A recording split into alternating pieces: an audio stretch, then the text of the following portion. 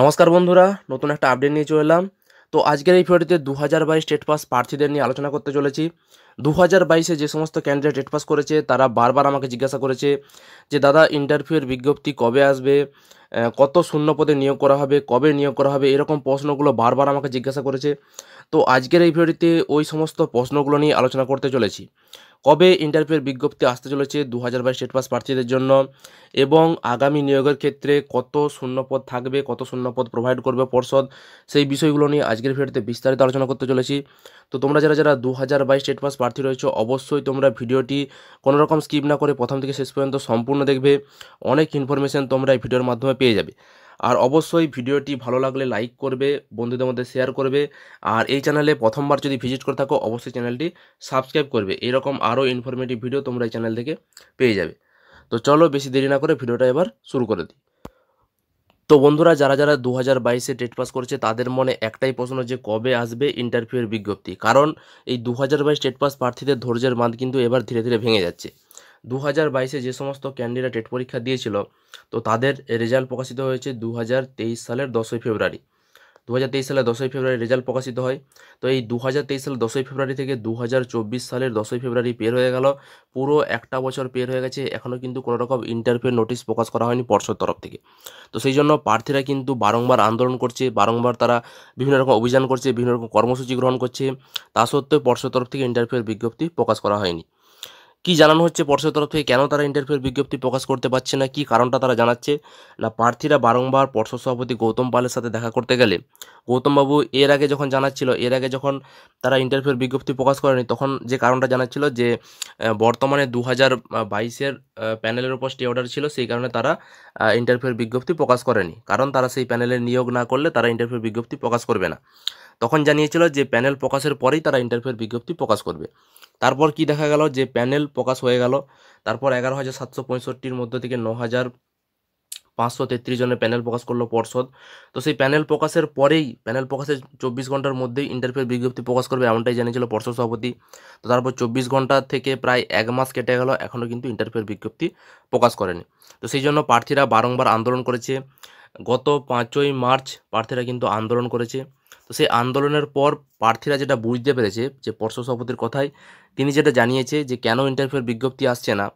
তো পর্ষদ সভাপতি যেটা জানাচ্ছে যে এই 2022-এর যে রিক্রুটমেন্ট প্রসেস, এই যে 9,533 জন যে নিয়োগ হয়েছে এটা কিন্তু সম্পূর্ণ নিয়োগ হয়নি। এরপর আবার 11,765-র মধ্যে থেকে প্রায় 2,000 মতো যে ক্যান্ডিডেট রয়েছে এদের এখনও নিয়োগ বাকি রয়েছে। তো এই সমস্ত নিয়োগ প্রক্রিয়া সম্পূর্ণ না হলে পর্ষদের তরফ থেকে ইন্টারভিউয়ের বিজ্ঞপ্তি প্রকাশ করা হবে না। এই সমস্ত নিয়োগ প্রক্রিয়া সম্পূর্ণ হবে। এরপর পর্ষদ সভাপতি শিক্ষা দপ্তরের কাছ থেকে নতুন শূন্যপদ চেয়ে পাঠাবে। তারপর সেই শূন্যপদ হাতে পেলেই তারপরেই পর্ষদ ইন্টারভিউয়ের বিজ্ঞপ্তি প্রকাশ করবে। তো তাহলে প্রশ্ন হলো যে কবে সেই সমস্ত প্রক্রিয়া কমপ্লিট হবে, কবে তাহলে ইন্টারভিউয়ের বিজ্ঞপ্তি আসবে? তো দেখো, তোমরা যারা যারা 2022-এ টেট পাস ক্যান্ডিডেট রয়েছে তোমাদেরকে বলবো, তোমাদেরকে আরও কয়েকটা মাস ধৈর্য ধরতে হবে। কারণ ধৈর্য ধরা ছাড়া উপায় নেই। কারণ এই সমস্ত প্রক্রিয়া কমপ্লিট হতে মিনিমাম 2-3 মাস লাগবে। সেই জন্য তোমাদেরকে আরও 2-3 মাস কিন্তু ধৈর্য ধরে থাকতে হবে। তো মোটামুটি যেটা দেখা যাচ্ছে পর্ষদ সভাপতির কথায়, যে ইন্টারভিউয়ের বিজ্ঞপ্তি আসতে পারে ভোটের পর। ভোটের আগে ইন্টারভিউয়ের বিজ্ঞপ্তি আসার কোনো রকম সম্ভাবনা নেই। কারণ পর্ষদ এই সমস্ত বর্তমানে যে রিক্রুটমেন্ট প্রসেস, সেই রিক্রুটমেন্ট প্রসেস নিয়েই কিন্তু পর্ষদ ভাবছে, কিন্তু এই 2022 স্টেট পাস প্রার্থীদের নিয়ে ভাবছে না। সেই রিক্রুটমেন্ট প্রক্রিয়া শেষ হওয়ার পরেই পর্ষদ নতুন নিয়োগ প্রক্রিয়ার উপর হাত দেবে, এমনটাই কিন্তু তিনি জানাচ্ছেন বারবার। তো সুতরাং যেটা দেখা যাচ্ছে 2022 স্টেট পাস ক্যান্ডিডেটরা তোমাদেরকে ধৈর্য ধরতে হবে আরও কয়েকটা মাস। এই যে 22-এর যে রিক্রুটমেন্ট প্রসেসটা সেটা কমপ্লিট হবে। এরপর পর্ষদ শিক্ষা দপ্তরের কাছে শূন্যপদ চেয়ে পাঠাবে এবং তার ভিত্তিতে কিন্তু পর্ষদ নিয়োগ করবে। তো সুতরাং ভোটের আগে কিন্তু নিয়োগ হচ্ছে না, এটা কিন্তু পরিষ্কার। ভোটের পর ইন্টারভিউয়ের বিজ্ঞপ্তি আসবে। এবার তোমাদের যে দ্বিতীয় প্রশ্ন, যে তোমরা বারবার জিজ্ঞাসা করো যে আগামী নিয়োগের ক্ষেত্রে কত শূন্যপদ থাকবে। দেখো, আগামী নিয়োগের ক্ষেত্রে কত শূন্যপদ থাকবে এটা জানার আগে আমাদেরকে 2022-এর যে রিক্রুটমেন্ট প্রক্রিয়া সেটা আমাদেরকে জানতে হবে। দেখো, 2022-এ যে 11,765 শূন্যপদের যে প্যানেল প্রকাশ করেছিল পর্ষদ, তো সেই প্যানেলটা প্রকাশ হয়েছিল 2020 সালের শূন্যপদের ভিত্তিতে। 2020 সাল অবধি পর্ষদ শূন্যপদ কাউন্ট করেছিল এবং তারপরেই পর্ষদ এই প্যানেলটা প্রকাশ করে। তো এবার 2020 সালের পর থেকে 2020 থেকে এখন 2024 সাল চলছে। তো এই 4 বছরে কিন্তু অনেক শূন্যপদ তৈরি হয়েছে। এই 4 বছরে কত শূন্যপদ রয়েছে? তো দেখো, আমরা আরটিআইয়ের মাধ্যমে জানতে পেরেছি যে প্রতি বছর প্রায় 4 থেকে 5,000 টিচার কিন্তু রিটায়ার করে প্রতি বছর। তো 4 থেকে 5,000 টিচার যদি রিটায়ার করে তাহলে 2020 থেকে 2024, তো এই 4 বছরে প্রায় 4 5-এ 20,000 টিচার রিটায়ার করেছে। এটা আমরা ধরে নিতেই পারি। তো এই 4 বছরে 20,000 টিচার রিটায়ার করেছে, মানে 20,000 শূন্যপদ এমনিই তৈরি হয়েছে। তো তারপর এই 20,000 শূন্যপদ তৈরি হওয়ার পর এর সঙ্গে তোমাদেরকে বলে রাখি যে এই 20,000 শূন্যপদ তো রয়েছে, এছাড়াও দেখো গোটা অল ওয়েস্ট বেঙ্গল জুড়ে মোটামুটি প্রাইমারি বিদ্যালয়ের সংখ্যাটা রয়েছে প্রায় 49,000 প্লাস শূন্যপদ রয়েছে, প্রায় 49,000 প্লাস প্রাইমারি বিদ্যালয় রয়েছে গোটা পশ্চিমবঙ্গ জুড়ে।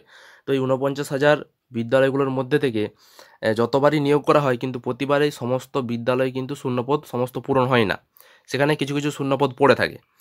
সমস্ত স্কুলে যথেষ্ট পরিমাণ টিচার থাকে না, কেউ হয়তো ট্রান্সফার নিয়ে অন্য জায়গায় চলে যায়, কেউ হয়তো চাকরি চলাকালীন চাকরি হওয়ার পর অন্য কোনো চাকরি পেয়ে গেলে প্রাইমারি বিদ্যালয়ে চাকরি ছেড়ে চলে যায়, এরকমভাবে একাধিক শূন্যপদ তৈরি হয়। তো সেই যে 20,000 যে 20,000 যে রিটায়ার্ড টিচার ছিল, শূন্যপদ ছিল, তার সাথে আরও আমি ধরে নিলাম 5,000 আর এরকম রয়েছে টিচার যাদের নিয়োগই হয়নি এবং যারা হয়তো অন্যত্র চলে গেছে, চাকরি পেয়ে অন্যত্র চলে যায়, এরকমভাবে শূন্যপদ তৈরি হয়েছে। তো এই 20,000 প্লাস 5,000 25,000 কিন্তু শূন্যপদ এমনি আমরা দেখতে পাচ্ছি, 25,000 কিন্তু শূন্যপদ রয়েছে। আমরা যদি ইন জেনারেল হিসাব করি 25,000 শূন্যপদ কিন্তু আমরা দেখতে পাচ্ছি। এরপর দেখো, এরপর এই যে একটা নতুন মামলা অ্যাড হয়েছে 1 to 5, অর্থাৎ এই যে 5কে পর্ষদ বারবার তারা অ্যাডমিট কার্ডে লিখছে, বারবার তারা জানাচ্ছে যে 1 to 5 অবধি পরীক্ষা হয়, কিন্তু হিসাব মতো দেখতে গেলে বিদ্যালয়গুলিতে 1 to 5 থাকে না, 1 to 4 অবধি থাকে। তো সেই জন্য মামলা করা হয়েছে যে 5কে এই প্রাথমিকের আন্ডারে যুক্ত করতে হবে। তো সেই মামলায় যদি জয়ী হয়ে যায়, সেক্ষেত্রে যদি 5কে প্রাথমিক বিদ্যালয়ের অন্তর্গত করা হয়, সেক্ষেত্রে কিন্তু প্রচুর শূন্যপদ তৈরি হবে। তো সেটা একটা সময়ের অপেক্ষা। তো যদি এই 2022 ইন্টারভিউ চলাকালীন যদি এই কেসটা জিতে যায়, যদি এই 5টা প্রাথমিকের বিদ্যালয়ে যদি অন্তর্ভুক্ত হয়ে যায়, সেক্ষেত্রে কিন্তু প্রচুর শূন্যপদ তৈরি হবে। সেক্ষেত্রে প্রায় 50,000-এর মতো কিন্তু শূন্যপদ তৈরি হয়ে যেতে পারে। অনেক বেশি, যেটা ধারণা করা সম্ভব নয়। তো প্রায় 50-এর মতো শূন্যপদ হয়ে যাবে। তো সেক্ষেত্রে কিন্তু এই যে 25,000টা, এটা কিন্তু আরও বেড়ে যাবে শূন্যপদ। তো মোটামুটি তোমরা ধরে রাখতে পারো শূন্যপদ কিন্তু যথেষ্ট পরিমাণে রয়েছে। এবার পর্ষদ এই যে এত শূন্যপদ রয়েছে, এটা পর্ষদ দেবে কিনা সেটাই হচ্ছে সন্দেহ। কারণ পর্ষদ চাইলে এই শূন্যপদের পরিমাণটা কমিয়ে পর্ষদ হয়তো পরবর্তী নিয়োগ ক্ষেত্রে সেই শূন্যপদটা কাজে লাগাতে পারে। এটা হতে পারে, কারণ পর্ষদ এককালীন এত শূন্যপদ দেবে না।